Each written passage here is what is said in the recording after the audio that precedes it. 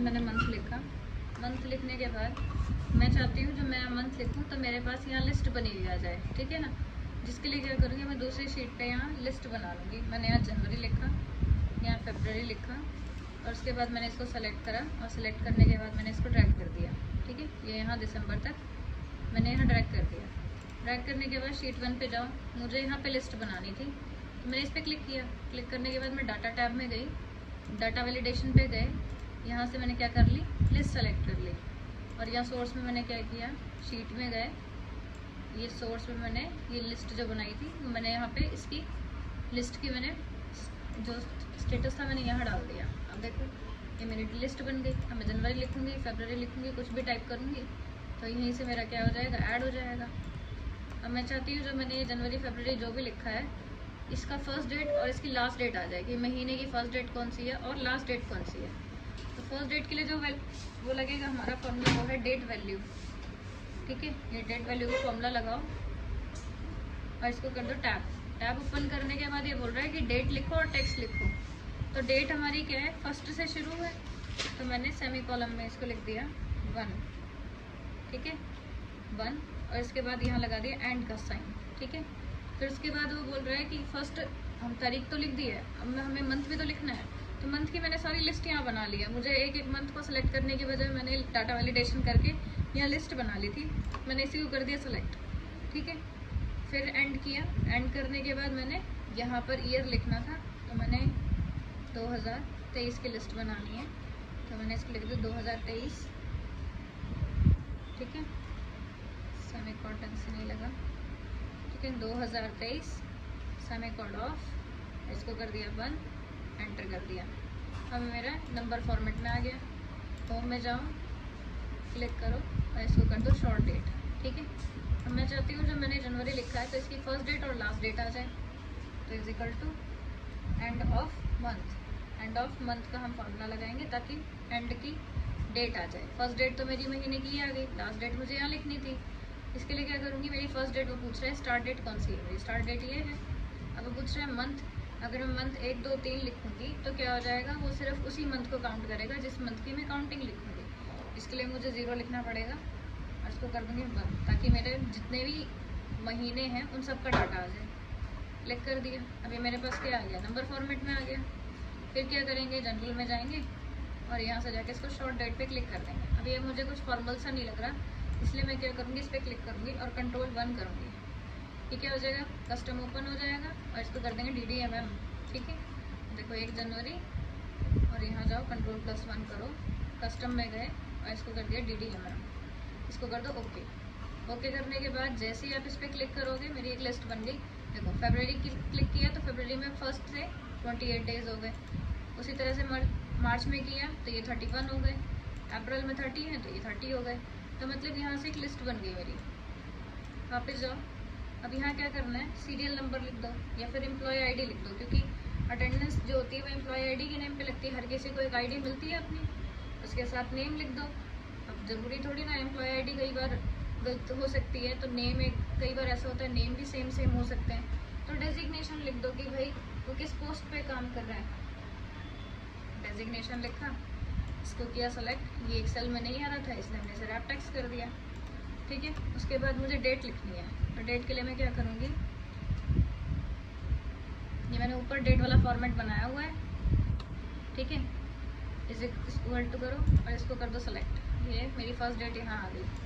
अब क्या था कि जब मैं इस डेट को यहाँ से ड्रैग करूँगी तो वो क्या होगा, डेट वाला पोर्शन बन तो जाएगा लेकिन सिर्फ ये जनवरी के लिए बनेगा। लेकिन मैं क्या कर रही हूँ, यहाँ पे मैं पूरे साल के लिए हर महीने के लिए अटेंडेंस शीट बना रही हूँ। तो इसलिए मेरे को क्या करना पड़ेगा, यहाँ फार्मूला लगाना पड़ेगा ड्रैग करने की बजाय। तो ड्रैग करने के लिए फार्मूला लगाऊंगी मैं यहाँ पे। इफ़ टैब ओपन किया, टैब ओपन करने के बाद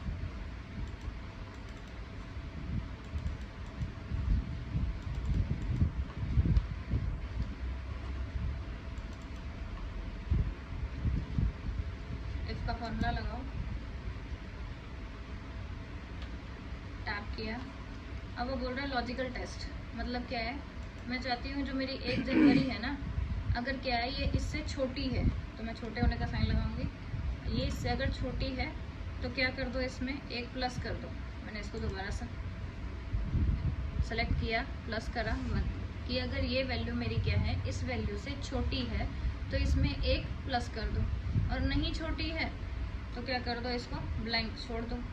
ठीक है, ब्लैंक छोड़ दिया, इसके बाद कर दिया एंटर।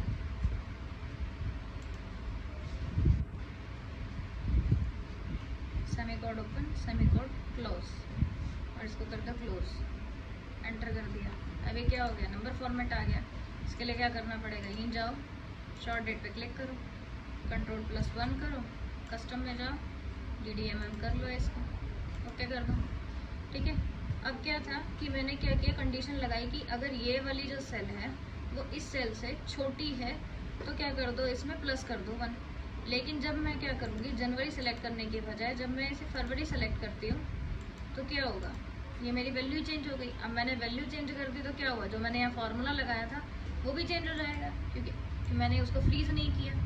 तो मुझे क्या करना पड़ेगा, जो मैंने यहाँ पे वैल्यू सेलेक्ट करी थी ये वाली, मुझे इसको करना पड़ेगा फ्रीज। क्यों फ्रीज करना है, इसको फ्रीज इसलिए करना है क्योंकि जब मैं यहाँ से दूसरा मंथ सेलेक्ट करूँगी तो मेरा जो ये फार्मूला है वो फिक्स रहे। तो फिक्स करने के लिए हम F4 का यूज़ करते हैं। उसके बाद कर दो एंटर। अब आप यहाँ से ड्रैग करो, जितने दिन की लिस्ट बनानी है। ठीक है, यहाँ जाओ, अब यहाँ जाने के बाद जहाँ तक आपको लिस्ट बनानी है लिस्ट बना लो। अब देखो 31, मेरा फार्मूला लगाने का क्या फ़ायदा हुआ, मैंने वहाँ पे फार्मूला लगाया था कि क्या हो, अगर ये वैल्यू इस वैल्यू से छोटी हो तो एक एक प्लस कर दो, और अगर इससे बड़ी हो तो क्या हो, सेल ब्लैंक हो जाए। तो मैंने क्या किया था, यहाँ तक ड्रैग किया था, लेकिन इसमें कोई वैल्यू नहीं है। क्यों नहीं है, क्योंकि देखो मैंने फार्मूला यही लगाया था कि 31 के आगे जाना ही नहीं चाहिए, चाहे कुछ भी नहीं लिखा होना चाहिए उसके अंदर। ठीक है, अब क्या था कि मैंने ये 1 जनवरी 2 जनवरी लिख दिया, लेकिन अब मैं ये चाहती हूँ कि जो मैंने 1 जनवरी लिखा है मुझे पता होना चाहिए कि 1 जनवरी के दिन डेट, वो डे कौन सा है। ठीक है ना, संडे है, मंडे है, क्या डे है, इज इक्वल टू करा, टेक्स्ट लिखा।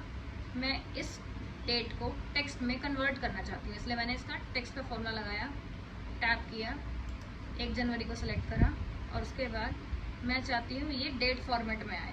तो मैं डेट फॉर्मेट क्या होता है, DDD, डे फॉर्मेट में, और मैंने इसको कर दिया क्लोज, और इसको कर दो बंद, एंटर कर दो, ये आ गया संडे। अब संडे को कर दो ड्रैग, ये 31 तक संडे ड्रैग हो गया। अब जहाँ जहाँ संडे होगा मंडे होगा वहाँ उस तरह से ये ड्रैग हो जाएगा। वापस आ जाओ, एम्प्लॉय आईडी लिख लो, जैसे मैंने एम्प्लॉय आईडी 101 लिख दी और एक की लिखी 102। 102 लिखने के बाद इसको कर दो ड्रैग, ड्रैग करने के बाद यहाँ से मैंने 10 लोगों के लिए, जैसे 5 लोगों के लिए बना लिया, सपोज 6 लोगों के लिए बना लिया। यहाँ पे नेम लिख दो, जैसे लिख दिया राहुल, निहाल, गौतम,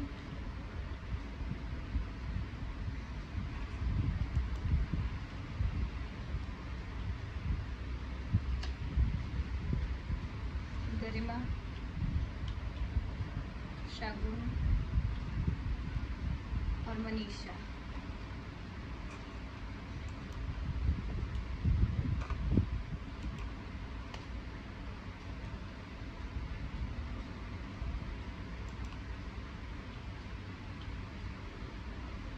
ठीक है, ये लिखने के बाद डेजिग्नेशन लिख लो कि किस किस पोस्ट पे है। जैसे ये डायरेक्टर की पोस्ट पे है, मैंने डायरेक्टर लिख दिया। ठीक है, ये मैनेजर की पोस्ट पे है तो मैंने मैनेजर लिख दिया। ठीक है, ये स्टाफ की पोस्ट पे है तो मैंने इसको स्टाफ लिख दिया, और बाकी मैंने क्या कर दिया, यहाँ से ड्रैग कर दिया। तो ये सारे स्टाफ के थे बंदे, तो मैंने स्टाफ कर दिया। अब क्या करना है, इनका फॉर्मेट बना लो, सिंपल इसको सेलेक्ट करा, सेलेक्ट करने के बाद मैंने इसको ड्रैग कर दिया। ड्रैग करने के बाद बस इसको यहाँ तक ड्रैग कर लो, बोल्ड कर दो, ऑल बॉर्डर कर दो, और मैं सेंटर अलाइनमेंट कर दो। ठीक है, ये एडजस्ट हो गया। अब इनको थोड़ा सा एडजस्ट कर दो। एम्प्लॉय आईडी लिया, इसको मर्ज कर दो, यहाँ से मर्ज करने के बाद सेंटर अलाइनमेंट करो, और इसको कर दो एंगल थोड़ा सा टेढ़ा, मर्ज किया, मिडल अलाइनमेंट, एंगल चेंज, मर्ज किया, मिडल अलाइनमेंट, एंगल चेंज।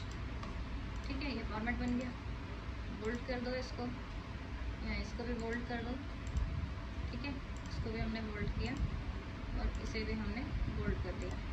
ठीक है, अब इनमें मैं कर लेती हूँ कलर। ये जैसे मैंने इसमें कलर किया ब्लू कलर, ठीक है ना। और इसका भी कलर कर लेती हूँ मैं वाइट, इसमें फॉन्ट ये कलर कर लिया, white font, blue colour, white font, blue colour, white font. अब इनका कलर चेंज कर लो, जैसे मुझे इसका कलर कोई और रखना है तो मैं इसका कलर चेंज कर लेती हूँ, येलो कर देती हूँ। इनका कलर मैं अलग रखना चाहती हूँ, मैं इनको सेलेक्ट करूँगी, सेलेक्ट करने के बाद मैं इसका कलर चेंज कर लेती हूँ। यहाँ जाओ और यहाँ कर लो इसका कलर ये, ठीक है, ये इस तरह से हो गया। और इसका कलर मैं कर लेती हूँ चेंज। यहाँ जाओ और इसका कलर कर लो हल्का ग्रीन कर लेते हैं, ठीक है। तो मेरी डेट शीट बन गई। अब यहाँ मैं 2023 लिख देती हूँ।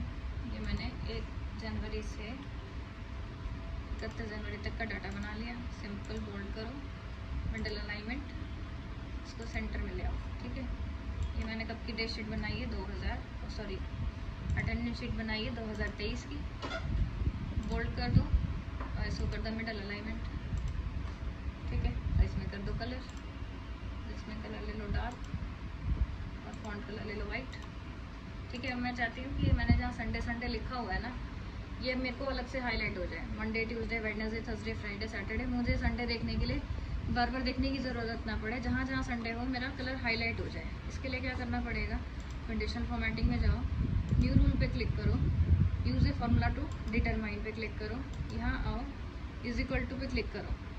मैं चाहती हूँ ये जो मैंने संडे लिखा हुआ है, अगर ये बराबर है संडे के, मतलब ये जो सेल है मेरा संडे के बराबर है, तो इसमें फॉर्मेट लगा दो। कौन सा फॉर्मेट लगा दो, मैं फॉर्मेट यहाँ से चूज़ कर लूँगी, फिल करो, मुझे ये वाला फॉर्मेट चाहिए या फिर ये लो कर लेते हैं, ठीक है ना। ये वाला फॉर्मेट वहाँ पे अप्लाई हो जाए जहाँ पे संडे लगा हो। यहाँ से मैं क्या कर लूँगी, लाइनिंग चूज़ कर लूँगी कि उसकी लाइनिंग इस तरह की हो जाए।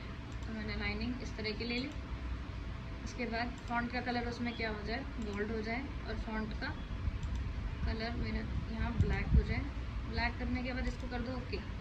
ओके करने के बाद ये जो मैंने सेल किया था, ये सेलेक्ट किया था। अब अगर मैं इस सेल को फ्रीज रहने दूँगी तो क्या हो जाएगा, सिर्फ ये यहाँ पे संडे है, जहाँ यहीं पे संडे आएगा तो ये यहीं पर ही कलर होगा, हर जगह कलर नहीं होगा। इसके लिए मुझे ये मैंने जो यहाँ पे फ्रीज वाला ऑप्शन लगाया हुआ है, इसको हटा दो, ओके कर दो, तो ये कलर आ गया, ठीक है। और यहाँ से इसको कर दो ड्रैग, ड्रैग करेंगे, ड्रैग करने के बाद देखो ये कलर मेरा जहाँ जहाँ संडे था वो फिल हो गया, ठीक है। और इसको नीचे तक कर दो ड्रैग, हमने नीचे तक ड्रैग कर दिया, तो जहाँ जहाँ संडे था सब लोगों के लिए यहाँ पे कलर आ गया, ठीक है। बॉर्डर अलग हो गया कि ये संडे है, संडे का बॉर्डर अलग है। अब क्या करना है, अब ये दोनों ही कलर सेम हो गए हैं, तो ये इसका कलर चेंज कर लेते हैं। इसका कलर रख लो ग्रीन, कुछ अलग कलर रख लेते हैं ना, जैसे इसका कलर ये रख लिया, ठीक है। और फॉन्ट का कलर कर दो वाइट। अब ये थोड़ा सा अलग से दिखाई दे जाएगा, ठीक है। अब मैंने यहाँ पे अटेंडेंस शीट नहीं लिखा, इंसर्ट में जाके एक रो क्या कर लो, इंसर्ट कर लो, एक रो और इंसर्ट कर लो, ठीक है। और यहाँ से कर लो ऑटोमेटिक अटेंडेंट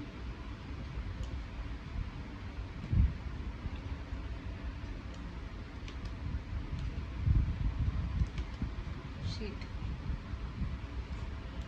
सेलेक्ट करो और इसको मर्ज कर दो।